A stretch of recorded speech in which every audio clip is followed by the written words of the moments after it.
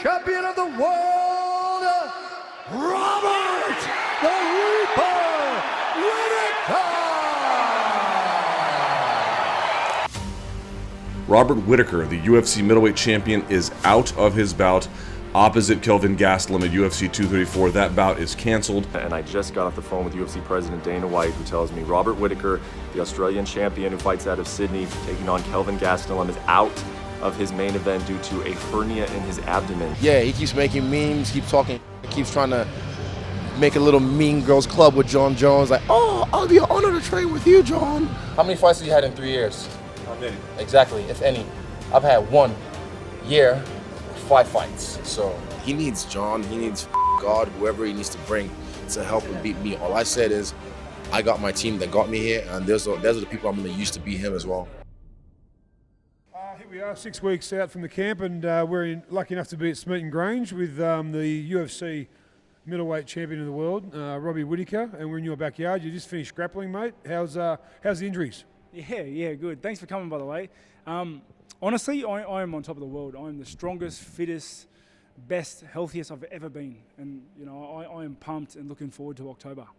Explain to those watching this video the extent of your injury, the bowel and the twisted intestine.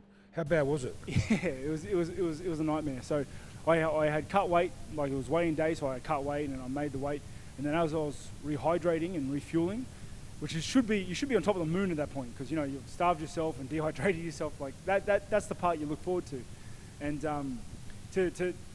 once I started rehydrating and refueling, I just started throwing up everything that I was eating repeatedly, and then I started getting these bad stomach cramps, and this went on all the way through midnight. I tried sleeping and it was just throwing up. So I wasn't refueling, I wasn't rehydrating, and and the pain was out of this world. Like, I can't explain how much it hurt. Like it really was something special. And then the coaches came in because Sophia had to contact him, my wife, and they were like, let's get the UFC doctor in, and he's like, you need to go to hospital right now. And then got wheeled out, taken to hospital, put on meds, and they're like, you need surgery. Your bowel's twisted and about to explode. That motivation, you talk about how it didn't leave a good feeling with you not being able to fight. Is there still the flicker of that disappointment that's in you ahead of this fight? It's not a disappointment. You know, I'm getting like flashes of deja vu. So I did all this work, but you know, I didn't get to fight. So I guess the biggest emotion that I have right now for this upcoming fight is hungry. You know, I'm hungry. I felt I didn't get to work. I didn't give my fans and my friends and my family a show they deserve. And I'm hungry for this next one. 6 weeks out from a grand final fight. Come on, man, grand final. Well, the good thing about it is we get watch you on main event, and then the grand final doesn't start till 7:30 that night. So would have been nice to maybe go from Kudos Arena over to ANZ, which would have been nice. But anyway, I might have a sickie from the grand final that night, I think. We'll go down to Melbourne. It's going to be a big weekend, isn't it? Massive weekend. I'm not sure my dad will come to my fight. How hard is it, you know, 6 weeks out, how mentally, I suppose, more than anything, how hard is it trying to stay not safe and fit, knowing you've got this big fight coming up in 6 weeks, having the injury in the back of your mind somewhere, but also knowing that you're as fit as you've ever been? Yeah, you know, obviously there's always worries with any fighter that's coming up to a fight. There's always worries in the back of the mind. Oh, I don't want to get injured. I don't want to get sick. And the thing is, you can't dwell on that too much. You can't really overthink that, because it starts to become a sort of self-fulfilling prophecy. And so I throw it out of my mind. I make sure that I'm hitting every session. I make sure that I'm training as hard as I can and I'm doing everything right. And you know, and with the confidence that I'm the strongest I've ever been, there's not a lot of room there for weakness. It's been over a year since your last fight. You are the middleweight champ. That level of inactivity, how do you respond to the questions about, you know, validity as the champ? You know, because in UFC, the champs fight. They fight and they fight regularly and they defend their belt. A year is a long time to have not had a fight. It's on me. You know what's funny is that it's like a lot of the people, like a lot of the fans and stuff, they're whinging at me like, oh, he's not fighting. I want to fight. Like I want to be in there. But it's literally how I get paid. I don't get paid if I don't fight. So I want to be there. If not for you, because I want to get paid. And I would like to fight more regularly. I really would. The way things have played out in the last year is how they've played out. It happens. And I'm not really dwelling too much on it. I'm doing me. I'm training my hardest to make sure that I get in there and I put on a good show in Melbourne come October. The biggest thing is, though, like, I would like to fight more regularly, and I'm going to try to make an effort to do that. It's just, yeah. When I walked in here today, the first thing I noticed was how fit you look, how strong you look. You've got to cut to what, 83, 84 kilos? 84, yeah. 84 kilos. What are you walking around at the moment? 96. Yeah, so no, I'm in a really good place right now. Like you said, like I'm the fittest and strongest I've been, and this is where my weight should be. You know, there's like a rumor out there that I'm a small middleweight, but like You're a big. Hey, trust me, he's bigger than you think. Yeah, I'm pretty like I'm much thicker than people realise, and I know, you know, I'm moving really well. I'm really fit at the moment, and there's still a great chunk of training coming up to the fight. So I really look forward to it. There's a bloke by the name of John Jones offered to help you with some training. Did you want to accept the offer, or? Yeah, you know, when I saw it, like I started speaking to him and messaging him, and he's a top bloke. I've met him a couple of times, and he's a top bloke. And you know, I would love to take him up on that offer, like regardless whether it was for this fight or any other, because I think to train with him would be amazing. The only problem is he lives about 20 hours away. So yeah, there's a little hurdle. Have you got like a best mate amongst fellow fighters, like different? I don't know if you're the same weight category, or is there a bloke out there on the circuit that you kind of gravitate towards more than others as a mate? Not really, eh? You know, definitely the Aussie fighters. Like my best mate at the moment is Jimmy Crute, like because he's up here and we're getting some hard training. He's a good guy, but you know, it's funny with the sport. It's a weird sort of environment because fighters hate everyone. Like they just don't like each other. Like especially like myself, like in terms of the middleweight division, I may have to fight one of them, so I'm not friends with any of them. Yeah. And it's hard. And then so-and-so may be a friend of a middleweight, or maybe it's the same fight team of a guy you fought last year. It's just weird, you know. Israel Adesanya, your opponent for this fight, he is very outspoken. He's very much enjoys the trash talk, enjoys the, you know, and the latest one I read was that he's challenging you to take him down. He's saying, shoot me. How much of that outside noise gets into your world when you're in camp like this? That's the first time I've heard of it, to be honest. But outside noise it is, isn't well, it? He reckons he's broken down your striking patterns, and he thinks he wants you to be the bloke who tries to shoot him down. Oh, maybe I will. You know, all right. Which for? All right, maybe I will. I don't pay attention to it. To be honest, like there's just not enough time in the day. Like I got so much on. I got my kids, I got my family, and when I go home, I don't jump on my social media and just look up what people's doing. Like I'm playing with my kids, I'm chilling, I'm doing whatever it is, or I'm training here. And like you guys coach short. There's not a lot of time to check your phones on the mats, you know. But yeah, there's just not enough time to be worrying about crap like that. Well, I suppose it's kind of Johnny Lang, who coached Penrith to 2003 grand final. He was kind of the first coach I heard say that we worry about our backyard, not anyone else's backyard. I know your strength and conditioner is his young bloke. Yep. And I think that's the way that, without putting words in your mouth, I think that's the way you operate. You worry about yourself. Yep. The moment you start worrying about someone else, i.e. the bloke you're fighting, well, he's in your head already. 100%, 100 billion%. And you know, that mentality I've always taken to my whole career, my whole fight career. It's that I'm going to work on me and let you worry about it. Yeah.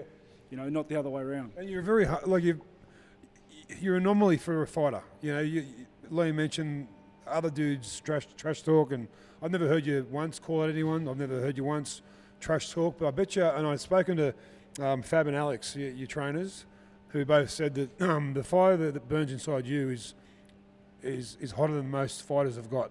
And he can't believe that sometimes people use that as your weakness. They say, you know, especially I was talking to Fab, he said, well, people who trash talk Robbie don't realise they're going to fight him soon. And that's kind of another thing. that's kind of another mentality I've always had is like, I don't understand why we're trash talking each other, because literally we are going to be punching each other within X amount of weeks.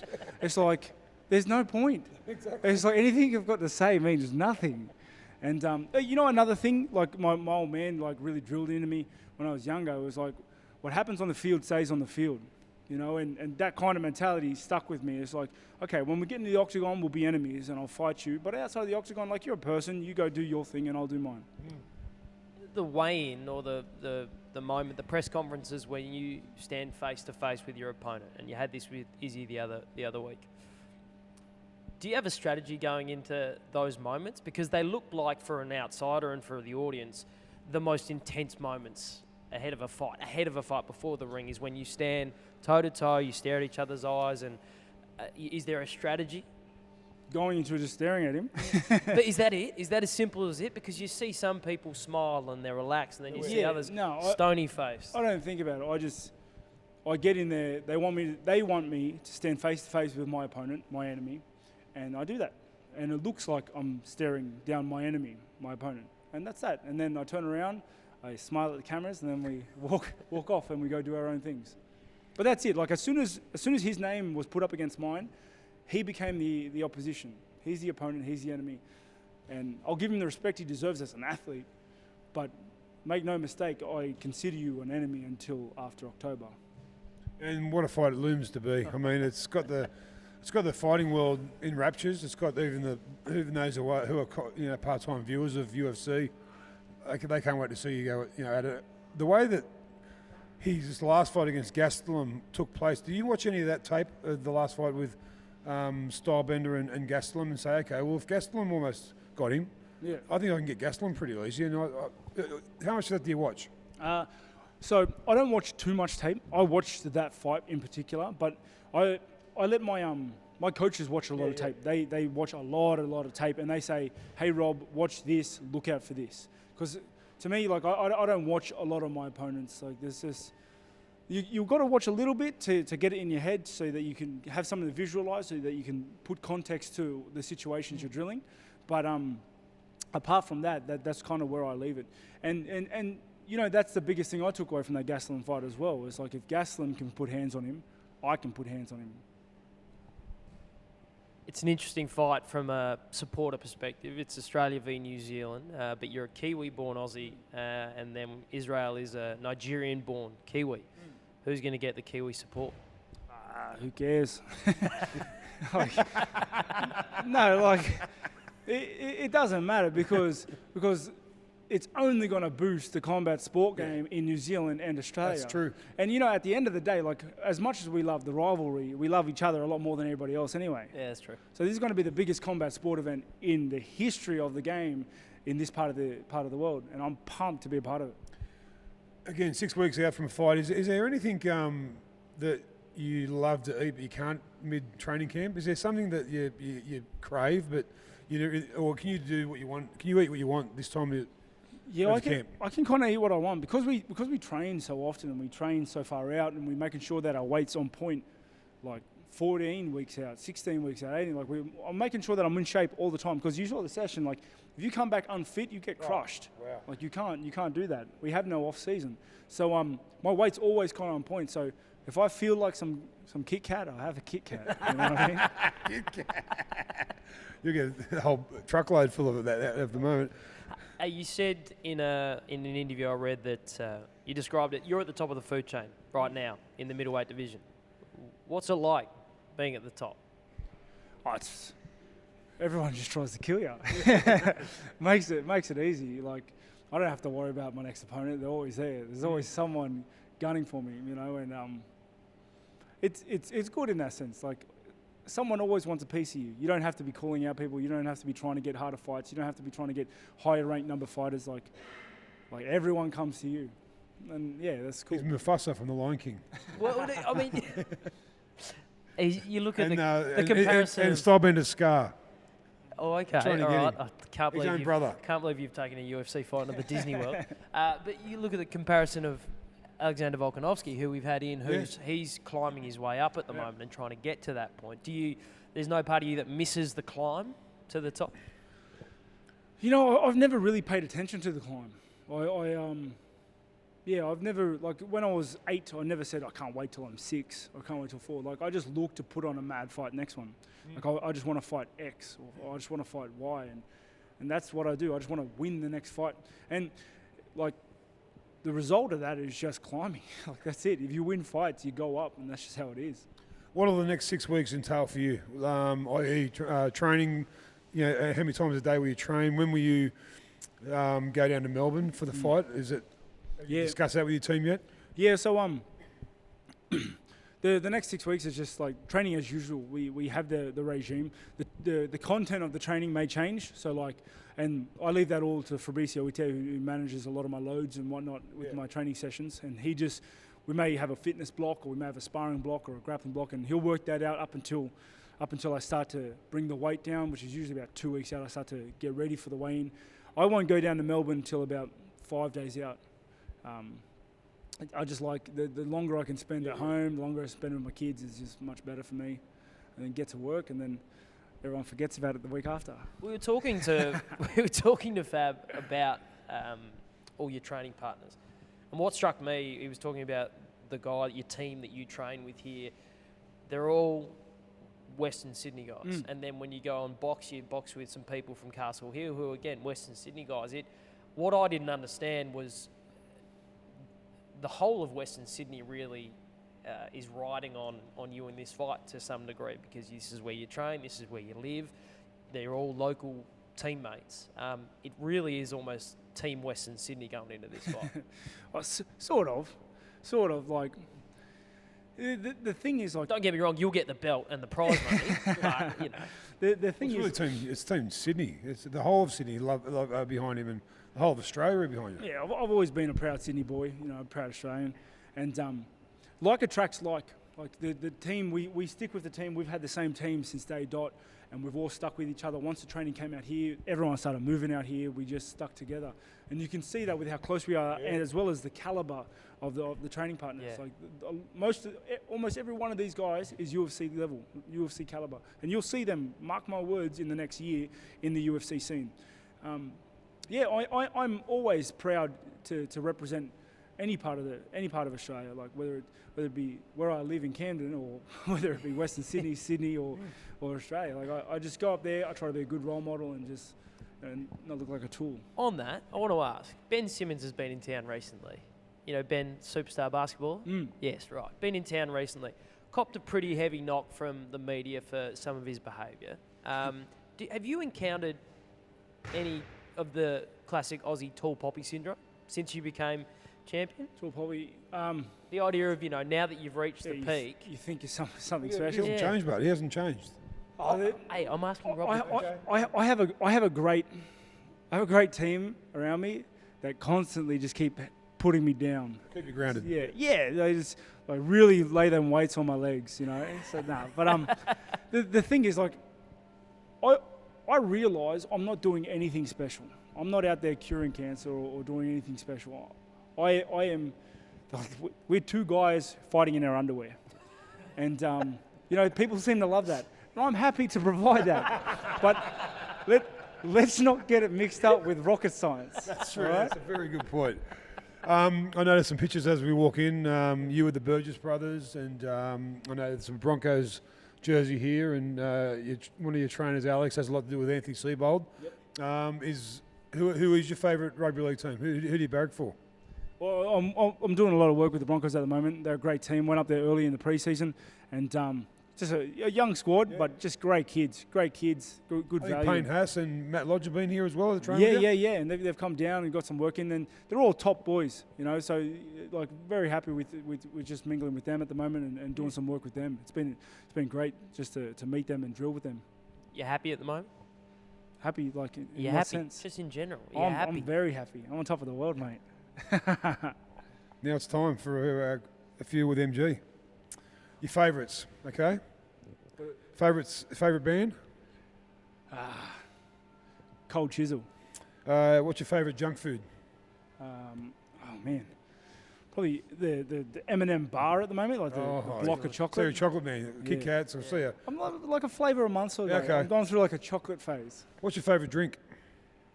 Like sparkling water. Yep. TV show? Favourite TV show? I don't really watch TV shows. I watch anime. What about Mate. Yeah. Or as my dad calls them, cartoons. Yeah. And what's your favourite all-time movie? Probably Lord of the Rings. Yeah, nice. It's pretty great. How's the video games going? Oh, he loves it. Yeah, Yeah. great. Yeah. Pretty good. Is that still the ritual after a fight? Because last time we spoke to you It's when not you just won the after a belt. fight, it's all the time. But we spoke to you when you won the belt last time. You came in the studio, you brought the belt in, you said you celebrated the win by going back to the hotel room with your wife and your kids and playing some video games. Yeah, I guess I'm celebrating every day then. I love jumping. So he's on top of the world. Yeah. I love jumping on the games and just because Escape. yeah, as well as I don't have a lot of time to go out and see me mates. So I can't just call me mate up and say you want to get coffee. So True. I just jump online with them. We have some laughs, we have some giggles, and then that's my socialising as well. Did you see how much the young 16-year-old kid won for winning the Fortnite World Cup challenge the other week? Ton of cash. Yeah. 3.3 So you mil. are you preparing for life after UFC with these video game stuff? No, with that I am trash at that stuff. like I thoroughly enjoy video games, but I am trash at them. At about 4:30 on October 6th, when the referee puts your arm in the air, how's he going to do? What's it going to be for him? Honestly, I think I'm going to finish him. I'm definitely going to look for the finish, but I think I'm going to finish him somewhere in the second, third round. The Reaper. How good. You've been a little bit starstruck while we've been I love him. I love how humble he is. I love him as a sportsman. He's a great role model for kids, and the way he spends time with his family, I love it as well. So to spend a little bit of time in your backyard, we've loved it. Our listeners will love it, and as always, we love you. Thank you so much for coming down, boys. Honestly, appreciate Awesome. it. Thanks, Rob. Thanks, Bobby.